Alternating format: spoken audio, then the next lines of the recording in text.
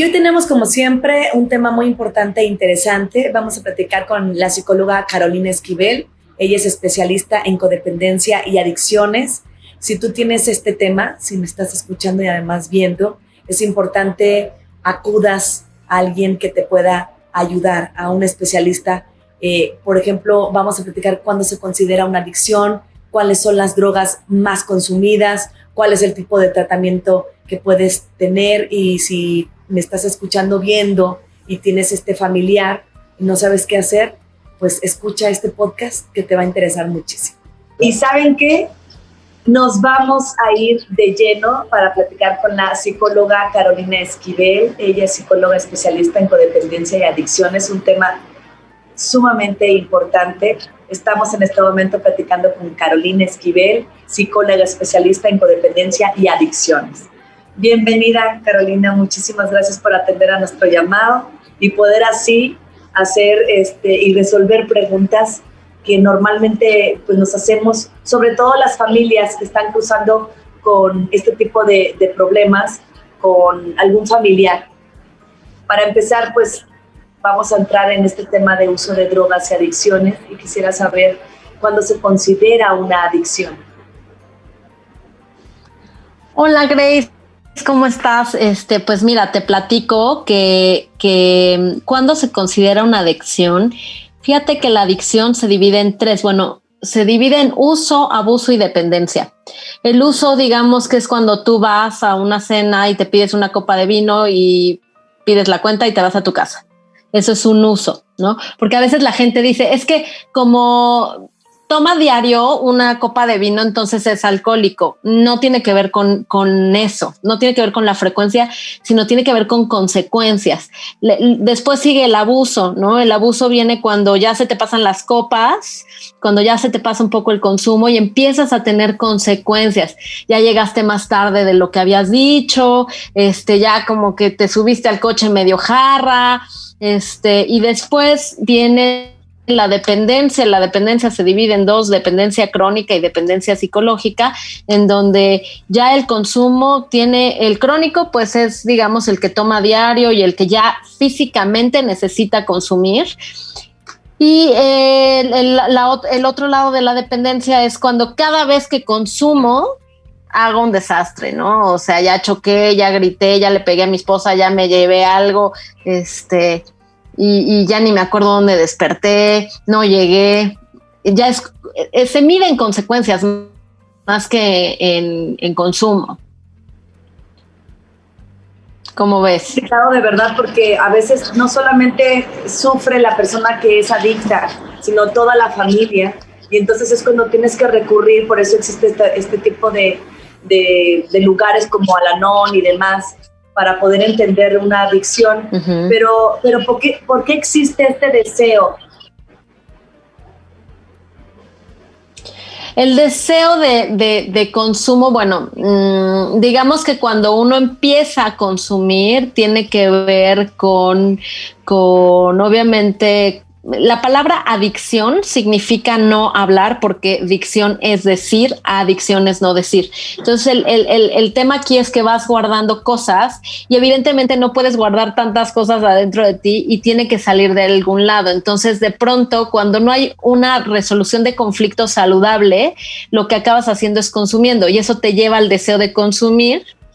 Sin embargo, cuando ya no hay una dependencia, hay algo que nosotros llamamos craving, que es el deseo imperioso por consumir. O sea, viene este deseo en automático porque relacionas el consumo con cosas positivas, como éxito financiero, como tuve un mal día, entonces consumo para sentirme mejor, y esos son los cravings que vienen cuando ya hay un problema de adicción. Y, por ejemplo, ¿cuáles serían las drogas que más consumen? Pues bueno, eso va a depender de la zona. Aquí en Querétaro, la gente, pues el alcohol es una de las primeras causas de muerte en nuestra ciudad. Alcohol y marihuana y cocaína aquí en Querétaro, pero hay otros lugares donde se consume mucho más heroína, opiáceos, dependiendo del del lugar, pero aquí en Querétaro sí es alcohol, marihuana y cocaína. ¿Por qué depende del lugar y la zona? Pues por ejemplo en el norte hay mucha heroína. Entonces la gente consume mucha heroína, por ejemplo, Celaya hay mucho cristal y muchos opiáceos, como esa parte de Guanajuato, los medicamentos para el dolor, que son opiáceos, son como la gente los usa mucho y son muy peligrosos aparte, pero aquí en Querétaro se ha visto que el alcohol es el principal, y sobre todo también la marihuana, ¿no? Los chavos que están consumiendo muchísima marihuana, y ahora tenemos un problema grave con esto porque como ya se está legalizando en muchos lugares, dicen el verde es vida y no hace daño, y hace más daño el tabaco que la marihuana. Entonces, pues la gente consume, a pesar de que pues la marihuana no todo el mundo lo sabe, pero es un alucinógeno, es un depresor del sistema nervioso central, hace una alteración en la personalidad y bueno, sí tiene sus consecuencias, por supuesto. Tal vez no son unas consecuencias parecidas a alguien que consume piedra o alguien que consume cristal. Yo les digo muchas veces a los pacientes que es mucho más fácil que un paciente de cristal deje de consumir que uno de marihuana, porque el de marihuana pues como que no ve pues grave las consecuencias. Yo no robo, yo no hago nada malo, entonces puedo seguir fumando. Lo ven como muy inofensivo y el de hecho cristal, de fumar marihuana, ¿no? Exacto. Y tiene la misma adicción y la repercusión en tu organismo. Pero, por ejemplo, hablando de la piedra, ¿también tiene sus consecuencias mayores a otras adicciones? Pues lo que pasa es que la piedra y el cristal son drogas muy adictivas y te hacen hacer cosas muy antisociales. O sea, a pesar de que tú puedes ser una buena persona, acabas robando, acabas haciendo cosas que no harías si no estuvieras en eso, pero es tan adictiva que sí acaban haciendo cosas fuertes. Por eso ahí es mucho más fácil ponerles las consecuencias a alguien que consume eso. Mira, ya robaste, ya hiciste, ya chocaste, ya hiciste todo este relajo, y a uno de marihuana no. Aunque puede morir de enfisema, aunque puede tener un brote psicótico, también, ¿no? Los de marihuana. O sea, las alteraciones son distintas para cada tipo de adicción, porque hasta se vuelven mitómanos, ¿no? Para conseguirlo. Totalmente.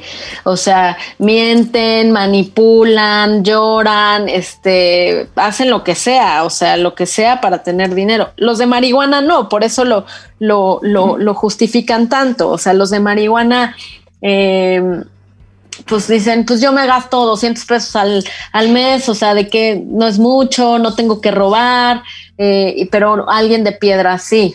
O sea, eso es 200 pesos cada 5 minutos. Ajá, entonces sí es piedra, ¿qué se mucho más. ¿Cómo es? La piedra es cocaína base. Es cocaína cocinada, cortada con otras sustancias, la cocinan y se hace como una piedrita y esa la fuman. Y a pesar de que también es cocaína, es un efecto distinto a la cocaína inhalada. Eso es un efecto mucho más fuerte.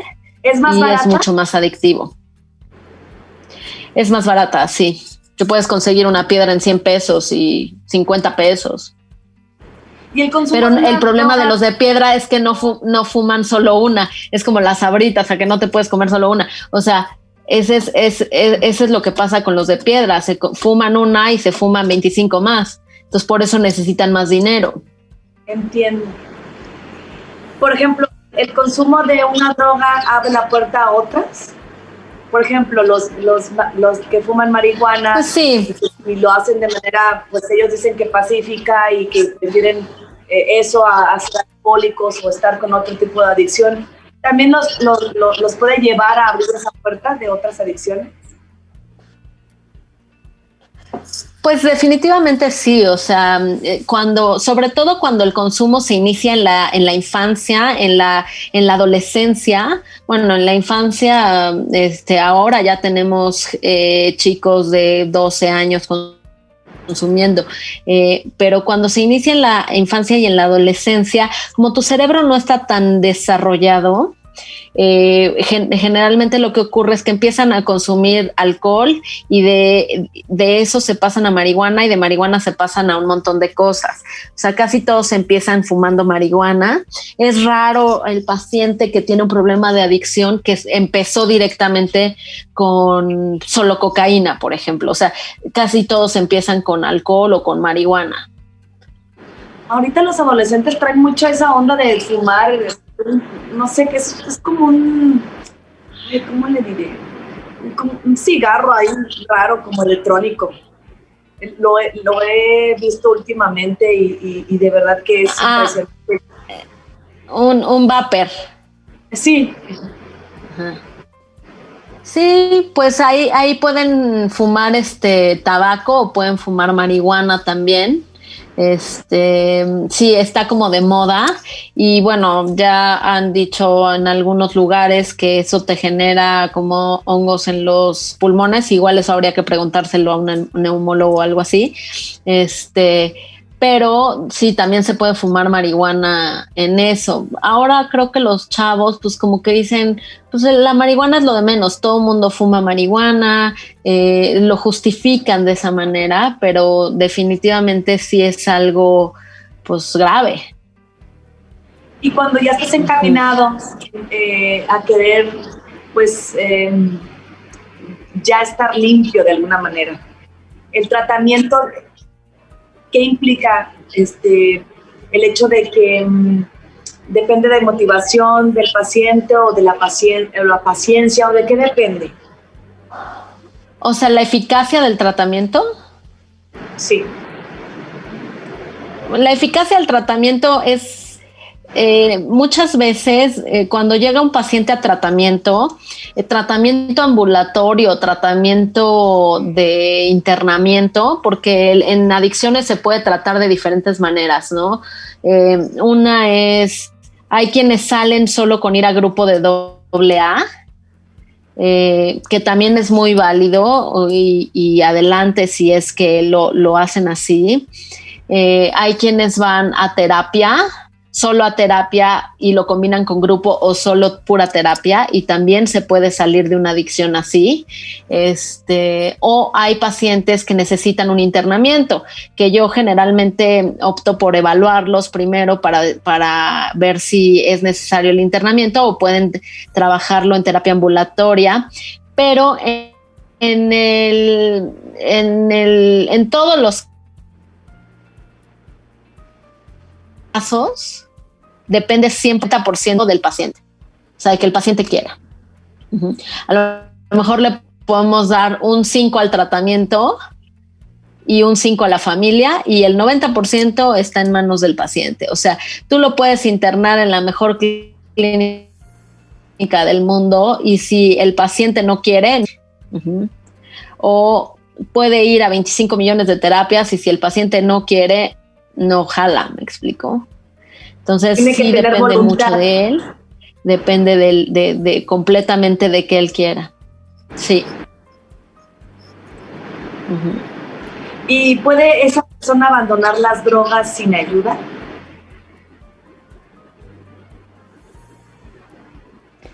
Pues difícilmente, o sea, seguramente sí ha habido casos, dependiendo mucho de qué tipo de consumo tenga y todo esto. Cuando hay una dependencia es difícil que lo deje sin ayuda. Pero cuando a lo mejor tienes algunos consumos esporádicos, probablemente lo puedas hacer. Definitivamente el hecho de que consumas drogas tiene que ver con un asunto emocional. O sea, todas aquellas personas que llegan a consumir una sustancia, ha habido situaciones emocionales que te llevan a eso, aunque sea una vez, ¿no? Es que es por curiosidad, sí, claro que es por curiosidad, pero, o sea, de antemano sabemos que las drogas es algo negativo. Uh-huh. O sea, es algo que nunca te va a hacer bien. Ajá. Entonces, sin embargo, las hacemos. Es como fumar. O sea, alguien que fuma, pues mismo que no sepa que causa cáncer. Claro que sabemos que causa cáncer, sin embargo, la gente sigue fumando. ¿Por qué? Porque es un asunto más profundo. O sea, es una cuestión emocional más profunda de un vacío que a lo mejor ni siquiera identificamos como tal, pero que acabamos consumiendo por esto, ¿no? ¿Y las adicciones son una enfermedad? Está considerado como una enfermedad. De hecho, en el DSM-5 está considerado como una enfermedad mental. Según la Organización Mundial de la Salud, es una enfermedad mental. Sí. Por ejemplo, o sea, está en el manual de diagnóstico psiquiátrico como enfermedad. Esto se puede. Entiendo. ¿Cuáles serían como generalmente un paciente de que una persona cercana a mí está consumiendo drogas? Bueno, los signos, digamos, es que pues de repente va a empezar a cambiar su conducta, de repente va a empezar a hacer cosas que normalmente no haría, son mucho más intolerantes, están mucho más tiempo enojados, están más aislados, ya no quieren tener como una relación familiar. La gente como sana las empiezan a alejar y empiezan a tener como otro tipo de amistades, deprimidos en algunos casos, dependiendo de la sustancia van a ser los signos, pero en general más o menos son esos. Puede ser que, a menos de que ya haya un consumo, por ejemplo, de cristal o de piedra que estábamos hablando hace rato, van a desaparecer cosas de la casa, que empiezan a vender, o no va a llegar, o llega mal. Entonces, pues, son como un poco los signos que empiezas a ver, ¿no? Empiezan a bajar de peso. Y como familiar o como amigo, ¿qué debo de hacer para ayudarlo? O para ayudarla. Pues mira, lo primero es poner límites, porque ahí es donde viene el tema de la codependencia. O sea, como familia, muchas veces pues quieres mucho a tu familiar y quieres estar con él y quieres ayudarlo, y entonces como que empiezas a cuidarlo o a sobreprotegerlo.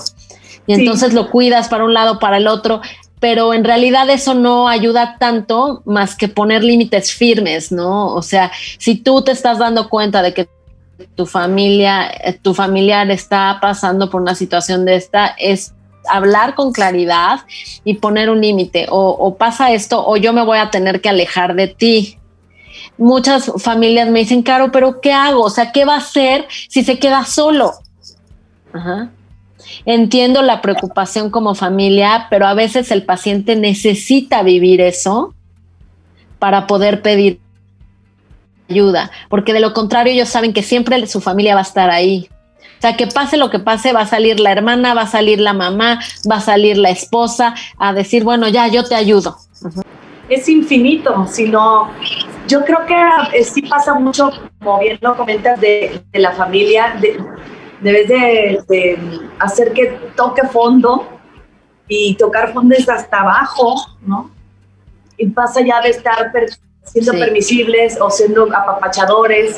Eso no ayuda en nada, porque no los haces caer en una gran conciencia y en un gran vacío, ¿no? Así es, y sí, es muy difícil como familiar ver a tu familiar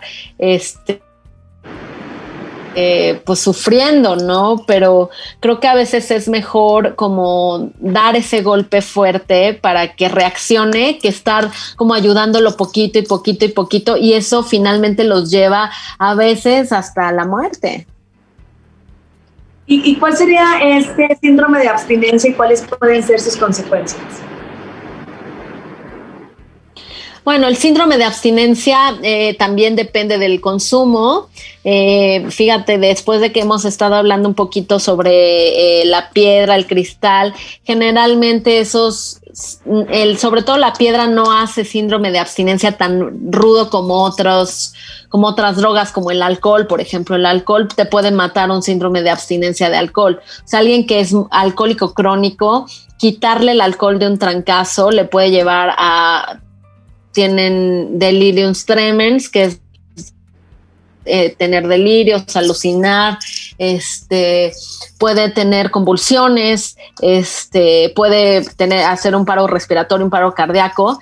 Por eso es importante que esos pacientes sí sean ingresados en un tratamiento de internado para poderle suministrar medicamentos que le ayuden a abstinencia. Otros síndromes de abstinencia, los de opiáceos, son muy fuertes, tienen temperatura, vomitan, tienen diarrea, tienen gripa, les dan convulsiones, se quedan con los puños cerrados, y hay que administrarles medicamentos porque si no, no la aguantan. En los demás síndromes de abstinencia, pues tienen ansiedad por consumir, pero leve, a lo mejor los días que son sus días asiduos de consumir, se desesperan fácilmente, están de mal humor, más o menos esos serían los síndromes de abstinencia, y dependiendo de la sustancia hay que ver el medicamento para que no les pegue tan fuerte. Carolina, ¿es lo mismo o tiene una similitud o nada que ver un centro de rehabilitación y un anexo? No tienen nada que ver. O sea, una clínica de rehabilitación profesional es otro asunto distinto a un anexo. Un anexo es un lugar que está llevado por alcohólicos, que no tiene una estructura profesional, aunque ahorita el gobierno ha estado trabajando en hacer como proyectos con los anexos para que profesionalizarlos un poquito. No es lo mismo, obviamente, desde el costo no es lo mismo. Lamentablemente en este país, Grace, la rehabilitación de adicciones es muy cara, muy cara, o muy barata pero muy mala. Ajá. Entonces, o sea, estamos hablando de clínicas que son muy difíciles, ¿no? Cuando estás en un anexo, mentalmente hablando.